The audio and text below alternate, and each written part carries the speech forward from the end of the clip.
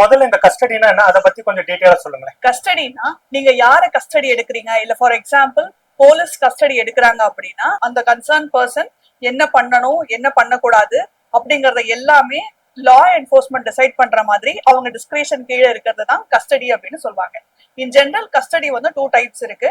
ஒன்னு வந்து police custody, இன்னொன்னு ஜுடிஷியல் கஸ்டடி. போலீஸ் கஸ்டடியில இன்வெஸ்டிகேஷன் பர்பஸ்க்காக உங்களை அவங்களோட கண்ட்ரோலுக்கு எடுத்து உங்களை விசாரிப்பாங்க பாத்தீங்களா, அதுக்கு பேரு வந்து போலீஸ் கஸ்டடி. சோ அப்போ அவங்க என்ன கேக்குறாங்களோ என்ன செய்ய சொல்றாங்களோ என்னென்ன டீடைல்ஸ் கேக்குறாங்களோ நீங்க எங்க போகணும் எங்க போக கூடாது அப்படிங்கிற மாதிரிலாம் அவங்க உங்களுக்கு சில சமயம் ரெஸ்ட்ரிக்ஷன்ஸ் கொடுக்க சான்சஸ் இருக்கு. ஃபார் எக்ஸாம்பிள் இந்த குறிப்பிட்ட விஷயம் விசாரிக்கிற வரைக்கும் நீங்க எங்கேயும் போக கூடாது, போகணும்னா நீங்க சொல்லிட்டு போகணும் அப்படிங்கிற மாதிரி ரீசனபிள் ரெஸ்ட்ரிக்ஷன் சொல்லுவாங்க.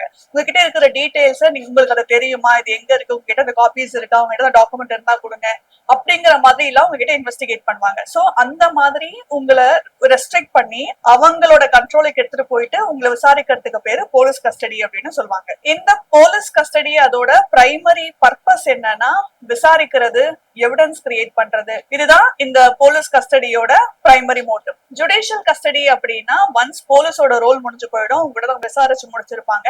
ஆனா குறிப்பிட்ட அந்த அஃபென்ஸ பத்தி கேஸ் இன்னும் போயிட்டு தான் இருக்கும். சோ அந்த கேஸ் முடியற வரைக்கும் நீங்க ஜுடிஷியல் கஸ்டடியில இருக்கிற மாதிரி இருக்கும். அப்போ வந்து உங்களை ஜெயில வந்து அவங்க ரிமாண்ட் பண்றதுக்கு சான்சஸ் இருக்கு. இந்த ப்ராசஸ்க்கு பேரு ஜுடிஷியல் கஸ்டடி அப்படின்னு சொல்லுவாங்க.